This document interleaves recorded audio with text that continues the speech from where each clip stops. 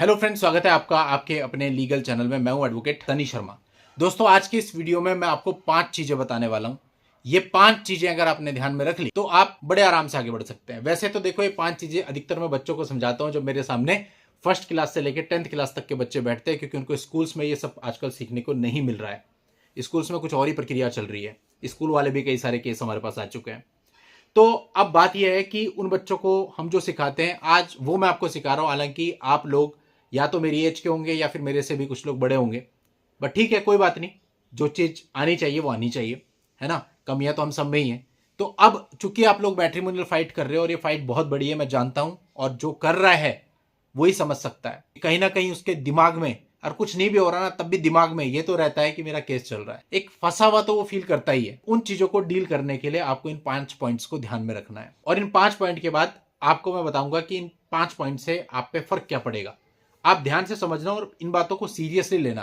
कई सारे लोग ऐसे लेते हैं कि भाई ठीक है, जो लॉ वाली बात है, जजमेंट तो देख लेते हैं, लेकिन बाकी कुछ भी बता दो उनको, वो उसको सीरियसली नहीं लेते। वो लोग हमने देखा हमेशा परेशानी रहते हैं।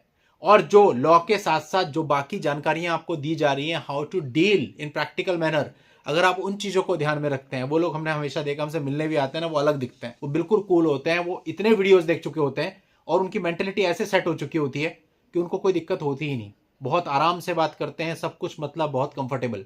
और जिसने वीडियो नहीं देखे, किसी से नंबर लिया और मिलने आ गया, उसका तो हमारा 1 घंटा चला जाता है उसे समझाने में ही क्या है और क्या नहीं है। ठीक है, यही समझाने में 1 घंटा निकल जाता है कि भाई तेरे को सेक्शन 9 क्यों नहीं फाइल करना चाहिए। तो इसलिए ये वीडियो जो है देखेंगे अगर आप, तो इससे आपकी नॉलेज बढ़ती है। देखने चाहिए, समझने चाहिए, बस ओवरबर्डन नहीं होना है। अब चलिए स्टार्ट करते हैं। पहला पॉइंट, लिटिगेशन में अगर आप फंसे हैं, आपको कम बोलना चाहिए, बहुत कम बोलना चाहिए। कम बोलने से आपको बहुत फायदा होगा। आप इतनी सारी चीजों से बच जाएंगे, आप सोच भी नहीं सकते। दोस्तों, कहा जाता है कि जब हम बोलते हैं तो हमारी 80% एनर्जी उसमें खर्च होती है। 80%, इट मीन्स 20% एनर्जी हमारे पास रह जाती है। अभी रिसेंटली मैं उत्तराखंड में नैनीताल गया। नैनीताल से कुछ दूरी पर एक जगह थी भीमताल, और भीमताल से 4 किलोमीटर दूर एक मंदिर था, भक्तिधाम टेम्पल। वो मौनी माई का मंदिर था, जो बाबा नीम करोली जी की शिष्या थी। तो उनको बाबा ने एक बार बोला कि भाई तुम चुप रहा करो, तो उन्होंने आजीवन मौन धारण कर लिया। यानी पूरी जिंदगी भर वो चुप रही। उन्हीं की स्मृति में वो मंदिर बना हुआ है। तो मौनी माँ ने जो वहां स्टेटमेंट लिखी हुई थी वो यही थी कि हमारी जो 80% एनर्जी केवल बोलने में व्यर्थ हो जाती है। अगर हम चुप हो जाए तो हम अपने अंदर इतना कुछ इकट्ठा कर सकते हैं, इतनी शक्तियां इकट्ठी कर सकते हैं, जिसको हम समय आने पे उपयोग कर सकते हैं। और दोस्तों, जो मंदिर है भक्तिधाम टेम्पल, इस पर मेरी बेटी ने एक वर्चुअल टूर भी बनाया हुआ है, जो कि उसके चैनल क्रेजी स्मार्ट ट्रिप्स पर अपलोडेड है। आप वहां जाकर के उस वीडियो को भी देख सकते हैं। और उसके चैनल पर ऐसे तमाम प्रकार के वीडियो हैं जो आपको रिलैक्स करेंगे, जिन्हें देखकर आपको डेफिनेटली अच्छा लगेगा। तो डेली मेरे वीडियो के साथ साथ 2 वीडियो उसके भी देख लिया करें, उसके थोड़े से व्यू आ जाएंगे। और उसके चैनल को जरूर सब्सक्राइब कर लें। क्रेजी स्मार्ट टिप्स के नाम से चैनल है, आप यूट्यूब पे सर्च भी कर सकते हैं। इस वीडियो के नीचे डिस्क्रिप्शन में भी आपको लिंक मिल जाएगा। तो जितने लोग वीडियो को देख रहे हैं, इतने लोग अगर उसे सब्सक्राइब कर दें, वो तो खुशी से पागल हो जाएगी। क्योंकि आपको पता ही है कि स्टार्टिंग में यूट्यूब वगैरह कितना मुश्किल होता है। वो तो बच्चा है, चलो मैं कह रहा हूँ साइड बाय साइड कर लो, तो मेरे कहने पर वो कर रही है। बट अगर उसका 1 सब्सक्राइबर भी बढ़ता है ना, तो वो मिठाई बांटने को तैयार रहती है। चलिए खैर, अब हम आ जाते हैं अपने दूसरे पॉइंट पे, परेशान ना होकर के कूल रहना। जब इंसान के ऊपर केसेस चलते हैं, सबसे पहली चीज होती है वो परेशान हो जाता है। अभी कुछ समय पहले मेरे से कोई मिलने आए, तो वो बात बात में कह रहे मैं फ्रस्ट्रेट हो रहा हूँ, अरे मैं फ्रस्ट्रेट हो रहा हूँ। आप समझ रहे हैं? मतलब आदमी कहीं ना कहीं ये सोचता है कि यार मैंने कुछ गलत किया नहीं, फिर मेरे साथ इतना कुछ हो रहा है, तो फ्रस्ट्रेट हो जाता है। फ्रस्ट्रेट नहीं होना है, उसके लिए क्या करना है, आपको कूल रहना सीखना है। चाहे परिस्थिति कैसी भी है, अगर आप कूल हैं तो आप हर एक चीज को बहुत आसानी से हैंडल कर लेंगे। और अगर अपना बैलेंस होते हैं तो सिग्नेचर मारते हुए हाथ कांप जाएंगे, सिग्नेचर भी गलत हो जाएंगे। इतना फर्क पड़ता है एक कूल आदमी में और एक परेशान आदमी में। परेशानी तो नहीं जाएगी ना, आप कूल रहेंगे, परेशानी तब भी वही है, और आप परेशान रहेंगे, परेशानी तब भी वही है। लेकिन परेशानी से परेशानी को डील नहीं किया जा सकता, उससे आपकी परेशानी और बढ़ जाएगी। कूल रह करके आप परेशानी को डील करते हैं, वही परेशानी आपको कुछ भी नहीं लगेगी और बहुत आसानी से आप उससे बाहर भी आ सकते हैं। पहले सोचना समझना है, फिर स्टेप उठाना है। लेकिन हमारी कंट्री में क्या होता है, अधिकतर टेंडेंसी ये है कि पहले स्टेप उठाते हैं और बाद में जब उसका कॉन्सिक्वेंस सामने आता है तब उसके बारे में सोचते हैं। इसीलिए इतने क्राइम हो रहे हैं, इसीलिए सब कुछ हो रहा है। तो ये चीज ध्यान रखिए, बिल्कुल कूल रहिए। चाहे आपके मुकदमे में, केस में कैसी भी परिस्थिति है, फ्रस्ट्रेट 1% भी नहीं होना है। तीसरा पॉइंट, ये पॉइंट दोस्तों ऐसा है जो सबसे इंपॉर्टेंट है मेरे हिसाब से, दैट इज पेशेंस रखना। जल्दबाजी नहीं। एफआईआर हो गई, मुझे तो आज ही बात करनी है सर, उसको कह रहे भैया आज समय नहीं, आज अवेलेबिलिटी नहीं, मुझे तो आज ही बात करनी है क्योंकि मेरी एफआईआर हो गई। सिर्फ आपकी एफआईआर नहीं हुई, आपके जैसे हजारों लाखों लोगों की एफआईआर हो रखी है जो झूठी है। और एफआईआर होने पे कोई इतना घबराने की या जल्दबाजी करने की जरूरत नहीं है। आपके पास बहुत टाइम है, आप 2 दिन में, 4 दिन में, 10 दिन में 2 ओपिनियन, 3 ओपिनियन लीजिए, समझिए क्या करना है। जब निश्चित हो जाए क्या करना है तब करिए। कोई जल्दबाजी नहीं है, कोई भागदौड़ नहीं है। ये सिर्फ एक उदाहरण है, ऐसे बहुत सारे उदाहरण है जहां आदमी पेशेंस रखता ही नहीं। जैसे पत्नी अलग जाती है, सर 1 महीना हो गया मैं क्या बैठा रहूं, बेमतलब जाके या तो डाइवोर्स फाइल करेगा या कुछ ना कुछ पंगा जरूर लेगा जिससे चीजें ट्रिगर्ड हो जाए और फिर खुद परेशान होता रहेगा। तो जल्दबाजी नहीं करनी, ठीक है। मैं ये नहीं कह रहा हूं डाइवोर्स नहीं डालना है, डाइवोर्स डालना है या नहीं डालना है ये आपके मामले की परिस्थितियों पर डिपेंड करेगा, लेकिन काम तो रहो, पेशेंस तो रखो। ऐसा नहीं है कि बस पत्नी गई, महीना भर हुआ नहीं है डाइवोर्स डालना है, ये कोई हल नहीं है। सोचो समझो किस चीज का आपको फायदा मिल रहा है, किसका नहीं। ऐसे कितने मामले मेरे पास रहे जिसमें लड़कों ने डाइवोर्स फाइल कर लिया और लीगल ओपिनियन के बाद डाइवोर्स को विड्रॉ किया, क्या फायदा हुआ।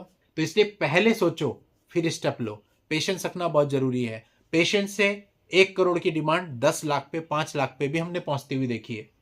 पेशेंस नहीं रखेंगे, मुझे जल्दी निकलना है, देन यू हैव टू पे अकॉर्डिंगली। जो वो मांगेंगे वो देना पड़ेगा, चाहे जायज है चाहे नाजायज है। अब आपके ऊपर है, अगर आप ऐसा करना चाहते हैं तो इम्पेशेंट हो जाइए, अदरवाइज हमेशा धैर्य रखिए, समय लीजिए। चौथा पॉइंट, गुस्सा नहीं करना।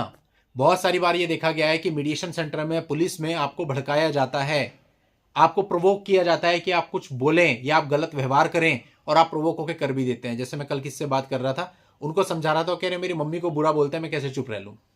उन्हें समझाया भाई उन्हें बोलने दो, उन्हें आरोप लगाने दो, क्या फर्क पड़ता है। क्योंकि अगर ये एटीट्यूड आपने पुलिस के सामने रखा, लड़की का कुछ नहीं जाएगा, आरोपी की फॉर्म में आप हो, आप कुछ गलत बोल देते हैं, आप कुछ अब्यूज कर देते हैं, कुछ हो गया ऐसा।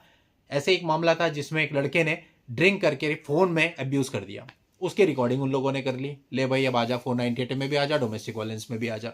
तो ऐसे अपने हाथ से गलतियां करता है आदमी, गुस्से में आके, आवेश में आके, ड्रिंक करके या और प्रकार के इस प्रकार की चीजों का सेवन करके। ये जो नशे हैं ना, ये केवल और केवल आपका दिमाग खराब करते हैं, आपको कमजोर करते हैं। नशे से हमेशा दूर रहना है। स्मोक करने वाला कूल नहीं होता, दिमाग चलाने वाला कूल होता है। जैसे वो प्रॉब्लम्स को डील करता है वो कूल होता है। लोगों को लगता है कूल का मतलब है दारू पियेंगे, स्मोक करेंगे तो उससे हम कूल हो जाएंगे। कूल नहीं होंगे, उससे आप बीमार होंगे, और वो बीमार आप निरंतर हो रहे हो जिसका आपको पता नहीं। आपको पता उस दिन चलता, उस दिन आपका टेस्ट होता है और आपका कोई ऑर्गन काम करना बंद कर जाता है। तो ये नशा वशा ये सब छोड़ दो, और जो मैंने आपको बोला गुस्सा बिल्कुल नहीं करना है। और आखिरी पॉइंट जो इंसानों का काम ही नहीं है वो भी हम करते हैं, वो है रिएक्ट करना। इतनी छोटी छोटी बात पे हम रिएक्ट करते हैं कि क्या कहें। मतलब हमारा पूरा का पूरा जीवन एक रिएक्शन बन के रह गया है। फॉर एग्जाम्पल, हर एक चीज का जवाब देने की जरूरत नहीं है, बट हम क्या देखते हैं कि हमें कोई इतना सा भी कहेगा तो हम उसका जवाब देंगे। ठीक, कोई एक मैसेज आ जाएगा तो हम उसका जवाब देंगे, किसी ने आरोप लगा दिया तो हम उसका जवाब देंगे। हम इंसान हैं, हमें इतना सोचना है कि कहाँ हमें रिएक्ट करना है और कहाँ हमें रिएक्ट नहीं करना है। मैक्सिमम जगहों पे रिएक्ट ना करना ज़्यादा बेहतर होता है। रिएक्ट जानवर करते हैं, इंसान नहीं। इंसान दिमाग लगाते हैं और सही समय पर जवाब देते हैं, ना कि इंस्टेंटली रिएक्ट कर देते हैं। जो भी काम इंस्टेंटली किया जाएगा उसमें आपको नुकसान होगा। मेरा किसी से झगड़ा हो रहा था, झगड़ा इन द सेंस पेमेंट को लेकर के। मेरे कुछ पैसे उन्होंने देने थे, बहुत दिन हो गए थे। उन्होंने मेरे साथ, आप कह सकते हैं लिटरली बदतमीजी भी कर ली, सब कुछ कर लिया। अब मैं चाहता तो मैं भी वापस बदतमीजी कर सकता था ना, धमकी भी दे सकता था, कोर्ट की धमकी भी दे सकता था। मैंने कुछ नहीं किया।